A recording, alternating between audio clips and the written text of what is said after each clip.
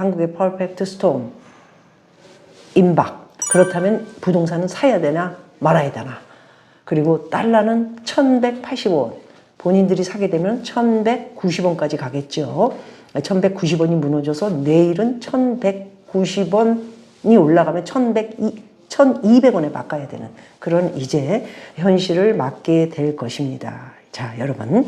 이미 달러에 대한 거는 제 유튜브 들으신 분들은 작년 1100원 밑에부터 1150원까지는 계속 아시겠죠, 여러분?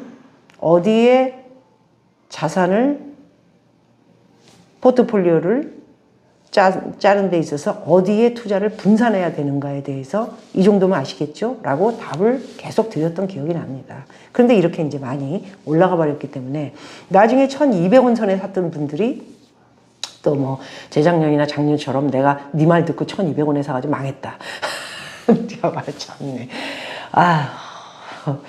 참 어떻게 얘기를 해야 될지 참 모르겠습니다. 예, 그래서 본인이 결정하셔야 되고요. 제가 정보와 소스는 좀 드리고 있다 이렇게 생각을 하니까 잘 파악을 하시고 어떻게 될 건가는 본인이 생각을 하셔서 사셔야 되는데, 단 지금은 미국에 이렇게 부동산을 사시려고 하시는 분들이 계약금을 50만 불짜리 사가지고 5만 불을 넣습니다. 계약금으로 10%.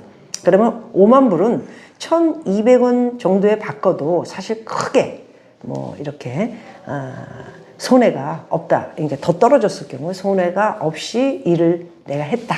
기분도 좋죠. 그런데 이게 50만 불을 잔금 처리할 때의 날짜가 2달 후에 달러가 1250원 또 1300원까지 오르게 된다면 50만 불이면 200원 차이면 얼마일까요? 엄청난 차이가 납니다. 5천도 아니겠죠. 1억 정도의 차이가 날 수도 있습니다. 내가 요즘 좀 숫자의 개념이 좀 늦어가지고 틀릴 수도 있습니다. 그래서 좀 읽어드리면, 부자들이 코인은 관심 없다. 이거 들으셨겠지만 한국의 부자들의 투자는 코인에 관심이 없습니다. 자, 2021년 한국 부자는 어떤 사람들인가요? 그래서 KB금융보고서에서 이런 얘기 안 해도 저는 너무나 많이 알고 있지만 여러분들이 제가 얘기해봤자 니깐 게 뭐라는데 그래.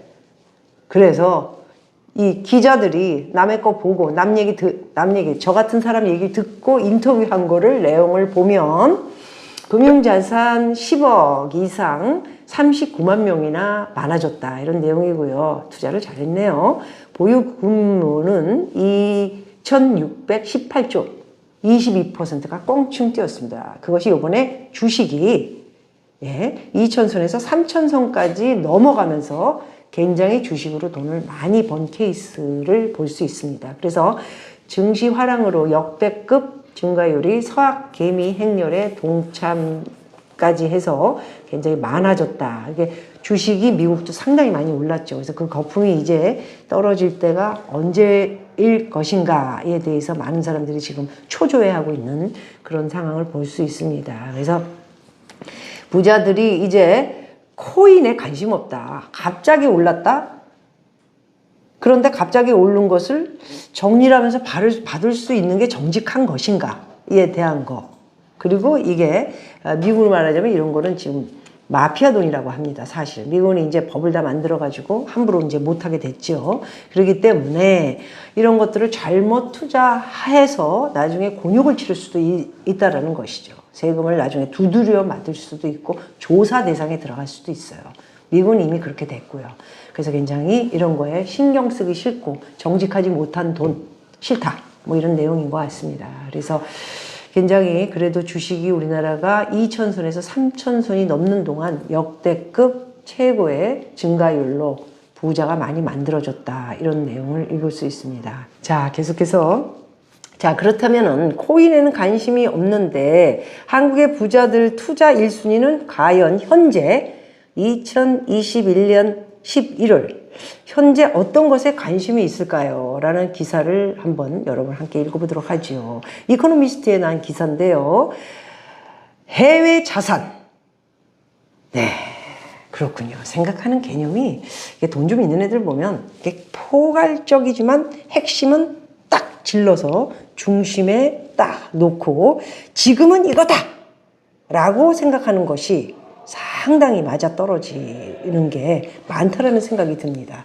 그 외에도 뭐 미술품이라든가 뭐 또 금이라든가, 근데 금은 상당히 많이 올랐기 때문에 좀 위험한 게 좀 있죠. 근데 미술에 관해서는 저는 제가 미술을 안 해봐가지고, 미술 그 물건 사고 그러는 걸 안 해봐가지고, 그게 좀 잘 모르기 때문에 팍 들어가기가 걱정스럽고, 또 뭐, 어찌 보면은 미술 잘못 사가지고 또 잘못되는 거 아닌가, 해본 걸 하자, 이런 사람들이 많기 때문에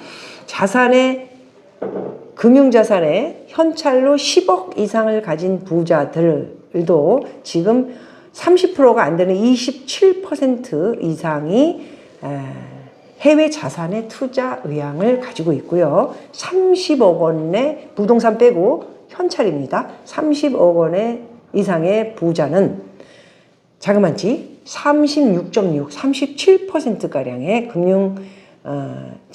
자산 자기 거를 해외 자산 투자에 적극적으로 투자하고 싶다. 이런 내용을 취재를 해서 기사를 썼습니다. 이거는 진짜 정식적인 부자들한테 인터뷰를 한 건지는 모르지만 약간 제가 생각하는 것보다는 틀린 내용도 없지 않아 있고요. 굳이 미술품에 대한 이거는 약간 탈세하고도 뭐 관련이 좀 있어서 거기까지 말씀드리겠습니다. 그래서 이게 진짜 돈이 많은, 진짜 돈이 뭐 예를 들어서 진짜 뭐 뒤구린 돈들 많지 않습니까? 최근에 일어나는 뭐 대장동이라든가 뭐 이런 위례라든가 이런 사건에 연결되어 있는 인간들이 이게 뒷구녕으로 돈을 감춰야 되는 수천억 뭐 이런 사람들이 이제 미술품에 농간질을 많이 하지만 10억이나 30억은 제가 볼 때는 관심은 두고 있지만 투자를 하겠다라는 생각은 저는 아니라고 생각을 합니다. 저부터도 그러니까요. 그래서 이것은 어디다 대고 인터뷰를 해서 어떻게 결론을 맺어본 건지 모르지만 이거는 조금 잘못된 인터뷰 내용이다 이렇게 볼 수 있고요. 어쨌든 KB 금융경영연구소 관계자들이 얘기한 것은 총 자산이 많고 미술품 투자 경험이 있는 부자들이 이제 총 자산이 이제 뭐 그래도 수백억은 되죠. 아까 제가 말씀드린 거죠. 그런 사람들은 진짜, 이게 돈을 좀 세금 좀 덜 내고 이렇게 좀, 뒤로 이렇게 좀 했으면 좋겠다 하는 생각을 가지고 있는 분들이 많이 있습니다. 미술품 투자의 경험이 또 있고요. 이게 좀 세금 안 내고 하고 또 넘기고. 뭐 이게 미술품이 좀 그런 게 있지 않습니까? 잘못 얘기했던 또.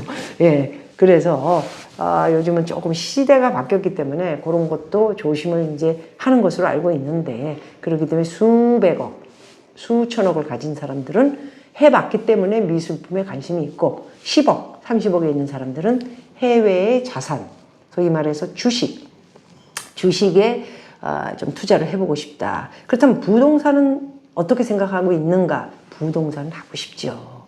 그런데 부동산은 저처럼 정말 십수년의 경험이 있는 노하우가 있지 않으면 지금 같은 시기에는 아마 샀으면 펑 하고 깨졌을 확률이 있을 것입니다.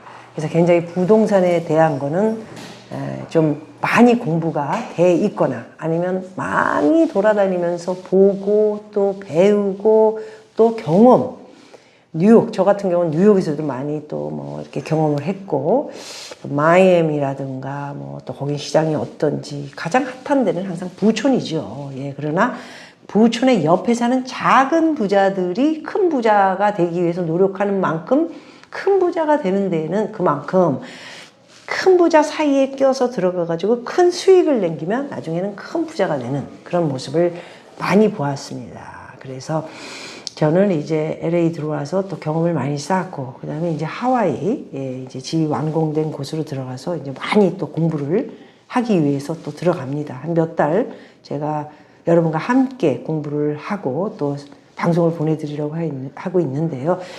하와이는 상상으로만 생각하시는 그런 투자를 하시면 안 됩니다. 가서 또 여러 번 말씀드리겠지만 생각한 것보다는 하와이가 아일랜드 섬 안에 조그맣게 있기 때문에 굉장히 할 수 있는 뭐 이것저것들이 제약이 많습니다. 그리고 답답하기도 하고요. 아마 하와이에서 이 방송을 들으시는 분은 제 말이 적중이다 이렇게 얘기하실 것 같아요. 그러나 또 그 안에 부동산은 또 와이키키는 이제 호텔이 있는, 예, 우리나라로 말하면 제주도의 중문관광단지처럼 분양을 할 수 있는 자리가 아니에요. 호텔만, 관광 호텔만 운영이 되는 거고, 그 뒤쪽으로 일본 사람들이 많이 집을 가지고 있는데, 그런 집들도 굉장히 틀이 틀리고요.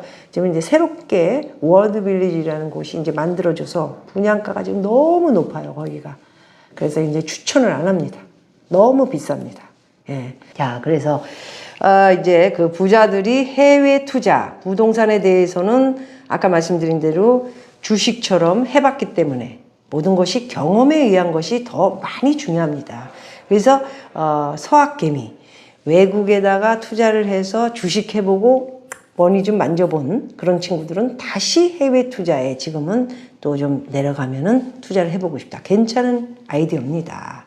이렇게 분산을 하는데 지금은 앞으로는 더욱더 포트폴리오를 해외 자산에 대한 것으로 많이 이렇게 분산을 해놔야 된다. 또 말씀드리는 이유가 점점 우리나라가 이제 문제가 이제 작년에도 누차 5월까지 말씀을 드렸지만은 정말 이제 그 본격적인 것이 아마 문재인이가 끝나기 전 정도의 팍 하고 뭔가 터지기를 저는 원합니다. 예, 왜냐하면 윤석열 씨가 대통령이 된다면 어떤 꿍꿍이가 지금 많이 지금 돌아가고 있기 때문에 그 핵심적인 얘기는 또 좀 이따 말씀드리도록 하고요. 윤석열 씨가 된다 하더라도 이 대한민국의 경제 이미 너무 많이 빚이 많고요.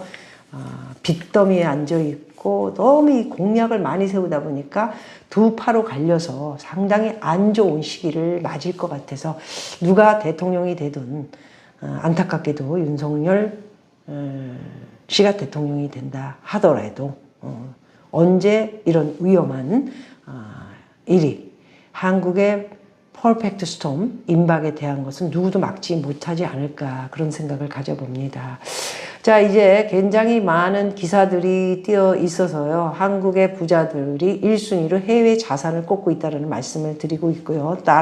달러가 굉장히 중요하다는 말씀을 드리고 싶은 거죠. 큰일 났습니다. 어쨌든 대한민국 경제에 어디까지 추락이 될지는 모르겠으나 달러 오늘도 굉장히 많이 무너지고 많이 올라가고 주식은 많이 내려가고 있는 아주 많이 그냥 흔들리고 정부에서 달러도 이렇게 꽉 잡아가지고 더 이상 1200까지 가면 큰일 난다. 이거 우리 큰일 난다. 이거 막는데도 이게 지금 펑 하고 어느 날 갑자기 빡 하고 이게 터지면 이거는 정말 또 무서운 일이 주식은 팍 뭐 2500까지 떨어지면서 그렇게 되면 이 빚을 안아서 부동산을 샀던 뭐 영끌 이런 얘기는 듣기도 싫어요. 예.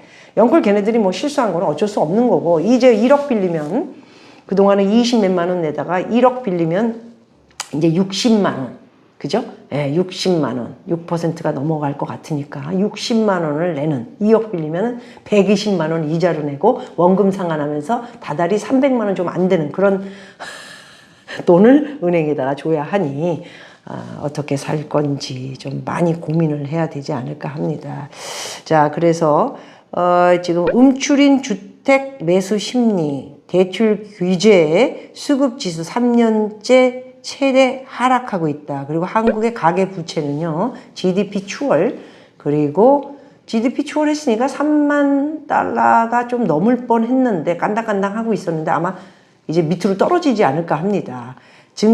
빚의 증가 속도는 세계 1위, 우리나라가 세계 1위라고 하네요. GDP 대비 가계부채 비율 유일하게 100% 이렇게 상해 과도한 가계부채와 금리 인상이 이제 앞으로 걸림돌이 될 거라 하는 걱정을 지금 기사가 계속 쏟아내고 있고 그동안 그 조중동이 이런 그 경제에 대해서 이 주둥이를 딱 닫고 있어가지고 여러분들이 판단하는데 계속 부동산은 계속 뛴다. 그리고 아직도 미국이 많아요. 여기 보면은 뭐 내년에 더 오른다. 이 연구원 전문가라는 있다고 얘기를 하고 있어요. 내년에 더 오른다. 그러니까 뭐 어떡하라는 거야. 내년에 더 오른다라는 그 내용이 0.3이라든가 뭐 이게 얼마나 됩니까? 그리고 어떤 사람들은 또 고점의 신호가 왔다. 그러니 뭐 좀 조심해라. 뭐 이렇게 엇갈리는 내용들을 뭐 얘기하고 있는데 어떤 놈이 맞을지는 아무도 모릅니다.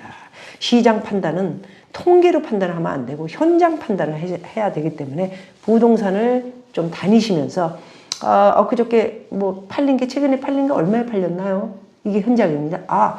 뭐 서초동에 얼마, 평당 1억이었는데, 금매가 나오더니 한 1억 5천, 2억씩 떨어져가지고 8천으로 지금 팔리고 있더라고요. 이런 얘기 들어야 되는데, 이게 뭐 통계로 뭐 몇 개 팔았다. 그래서 지금 이제 뭐 점점 들어가지고 물건은 많이 나오고, 그리고 살려고 그런 사람은 계속 재고 있다. 예를 들어서 더 내려갈까 하고 뭐, 좀 보고 있다. 뭐 이런 내용인데, 그건 누구나 할 수 있는 내용이라 이렇게 볼 수 있을 것 같습니다. 자, 이제 청정부지 집값에 대출, 눈덩이, 금리 이제 오르면 이자에 허덕이면서 쓸 돈이 없어지겠죠. 그럼 이렇게 되면 어떻게 될까요?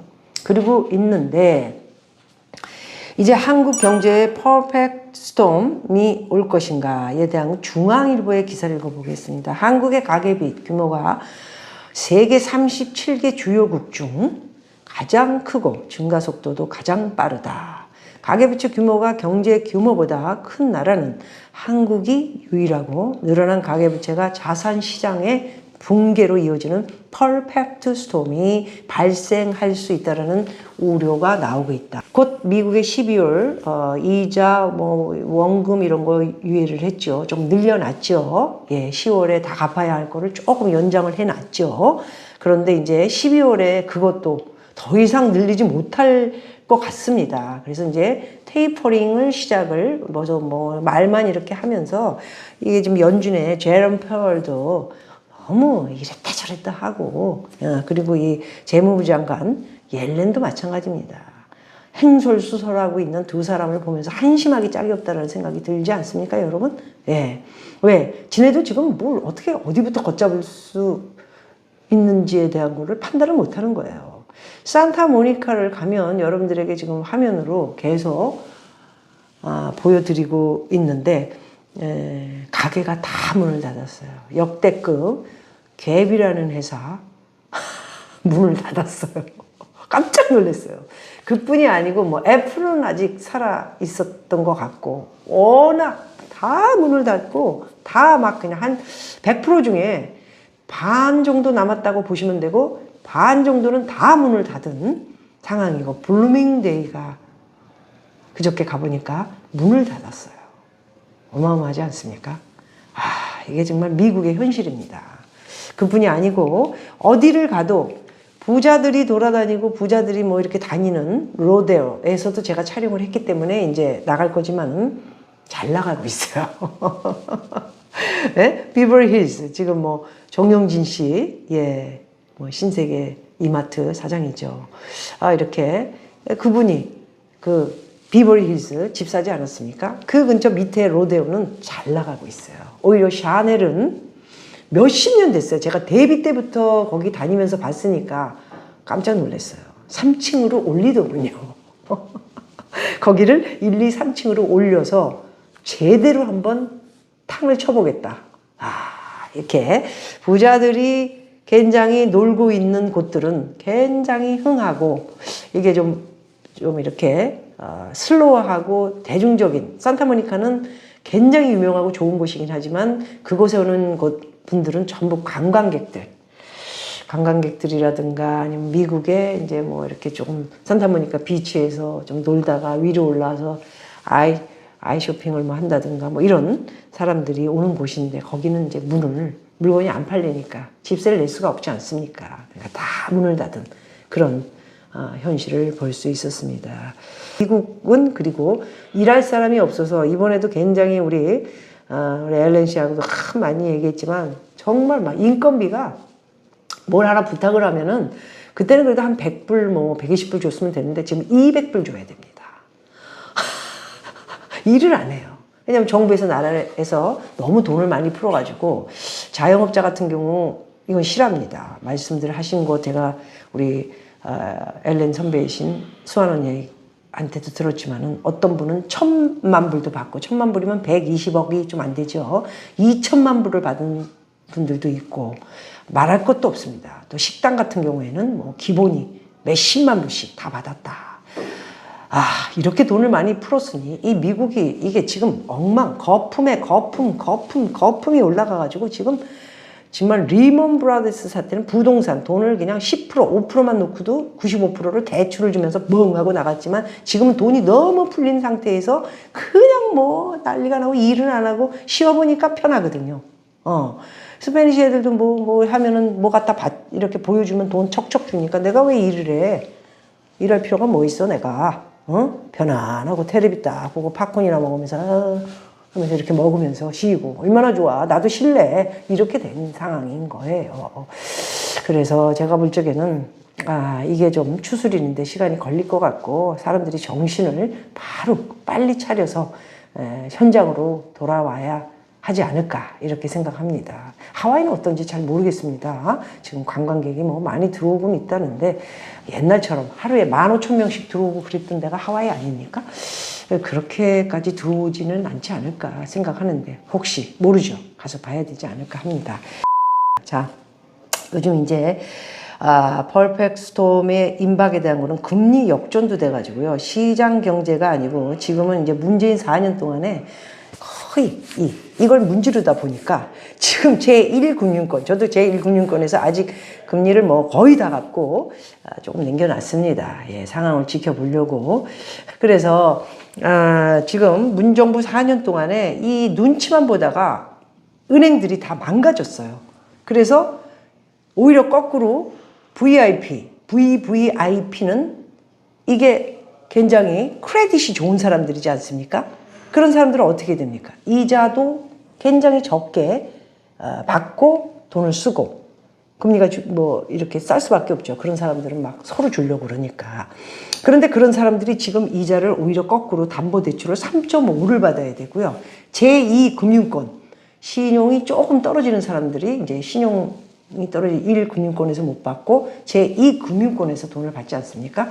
그런 사람들이 지금은 3.1, 오히려 VVIP, 크레딧이 좋은 사람보다 크레딧이 조금 떨어지는 사람들이 이자가 더 낮게 이렇게 받을 수 있어서 이게 완전히 뒤죽박죽, 이 경제 돌아가는 거를 사실 시장에 맡겨야 되는데 딱 묶어가지고 자꾸는 대출도 주지 마라, 부동산 뭐 해라, 뭐 양도세 어떻게 해라, 그리고 뭐 임대차 보호도 무슨 2년 연장해라, 이렇게 어거지로 끝까지 잡고 있다 보니까 이게 은행이 망가질 대로 망가져가지고 금리가 거꾸로 제2금융권보다 높게 VIP들에게 줄 수밖에 없는 지금 현실을 맞고 있다는 생각 갖고 있습니다. 신용대출은 오죽하겠습니까? 신용대출 같은 경우에는 제1금융권이 4.15의 이조를 내고요. 제2금융권은 3.84라고 합니다. 이게 말이 됩니까? 아니, 어떻게 전 세계에 이런 일이 일어났습니까? 정말 한 번도 경험해 보지 못한 대한민국을 문재인이가 이렇게 만들어 놨습니다. 이거 어떻게 할 겁니까, 여러분? 응? 이게 은행마저 이렇게 엉터리로 이렇게 돌아가게 만든 이 정권이 지금 하고 있는 것은 뭡니까? 종전선언. 그죠? 평화협정. 이제 우리는 함께 살아야 된다. 이거밖에 몰라요. 북한 타령만 하다가 남은 이제 3개월 정도 남았나요? 3개월이라 그러고 싶네. 좀 더 남았나? 아우, 지겨워, 진짜. 그래서 이렇게 해외 지금 제가 볼 때는 이런 이야기는 지금 뭐 이게 뭐 뉴욕타임즈라든가 뭐 이런 데서 좀 알고는 있는지 모르겠어요. 뉴욕 진짜 해외 토픽감이에요. 이런 것들은. 제1금융권보다 제2금융권에서 돈을 쓰면 이자를 덜 낸다. 이런 얘기는 진짜 이 머리털 지금 제 나이에 이 머리털 다 나고 처음 들어보는 얘기를 지금 듣고 있는 거예요. 완전히 시장이 막가파로 가고 있는 거예요. 쓰려면 써라. 왜? 대출 받을 사람은 꼭 써야 되니까 이거 안 쓰면 또 큰일 나지 않습니까? 그러니까 지금 막가파로 가면서 또 정부에서 또 하고 그따위 행동을 하다가 잘라버려. 뻑하면 그냥 잘라버리고. 이러니까는 또 이거 한 달에 수천만 원씩 받는 은행장, 총장들 이것들 전부 비벼야 되고 이러다 보니까 할 수 있는 거라고는 제가 볼 적에는 비비는 거밖에 없는 거죠. 그리고 국민들은 이자를 얼마 내든가 미국에서 테이퍼링이 돼가지고 이제 달러를 전부 흡수해서 몰아서 가져가는데 이 달러가 그렇게 되면 우리나라는 필요하지 않습니까? 계속 돈 좀 있는 사람들은 달러를 살 수밖에 없어요. 그래서 지금 현재 보면은 달러가 개인부터 기업까지 어마어마하게 달러를 지금 뭐 바꿔서 가져가서 킵하고 있는 상태입니다. 이거 많이 올라갔는데 싸게 산 사람들이 바꿀 수도 있거든요. 안 바꿔요, 지금. 1250원 정보까지 다 듣고 있기 때문에 지금 안 바꾸는 거예요. 그래서 가지고 있으면 이제 큰 일이 벌어졌을 때 대비를 하는. 사실 1997년 IMF 터졌을 때 벙 하고 있다가 저도 갑자기 이게 뭐지? 그리고 터졌는데 물론 저는 그때 LA에 있었습니다. 그래서 저는 2,000원, 2,100원이 될 때 차까지 그때 벤츠를 가지고 있었는데 벤츠 뭐 차까지 다 팔고 뭐 다 해가지고 외환은행에다가 이렇게 집어넣었던 적이 있어요. 예, 그때 달러가 많이 필요했었고요, 우리나라가. 그래서 굉장히 좋은 저한테는 경험이 많이 있어서 외환 위기 때 우리나라의 외환 위기 김영삼 때 막판에 오지 않았습니까? 그 입을 해가지고 맨날 아유 정말 한심하게 짝이 없는 사람들이 대통령이 돼가지고는 정말 경제고 나발이고 다 망쳐놓고 어이가 없어요. 전부 이 정치하는 놈들 보면 전부 사기꾼들이라 하는 얘기 보면은 알지도 못하고 특히나 이 좌파는 더하죠. 맨날 우동권을 우쌰우쌰 막걸리 여자들 툭툭 건드리고 다니고 막사에서 맨날 하다가 이게 지금 정권 뭐 이렇게 잡으니까 전부 지금 돈 빨리 빨아가지고 지금 자기 뒷구녕 다 셋업해놓고 자기 살궁리만 하고 있는 겁니다. 국민이 하면 잘 살든가 말든가 뭐 무슨 상관이 있겠어요. 우리 이제 경제 쪽으로 이제 마무리를 짓자면은 11월에 금리를 올린다네요. 11월에 금리가 올라가고요. 6%가 넘을 것 같아요, 여러분. 네. 그리고 은행은 최고 크레딧이 좋은 사람들이 이자를 더 많이 내고요. 제2금융권에서 쓰는 사람들이 이자를 적게 내는 그런 해외 토픽감. 나라가 엉망이어도 이렇게 엉망일 수가 없는. 네? 그렇지 않습니까? 아니, 제1금융권, 신한은행, 하나은행 뭐 이런 것들이 이자를 갖다가 3.5를 받고 제2금융권 듣도 보지도 못하는 은행들이 3.2를 줘.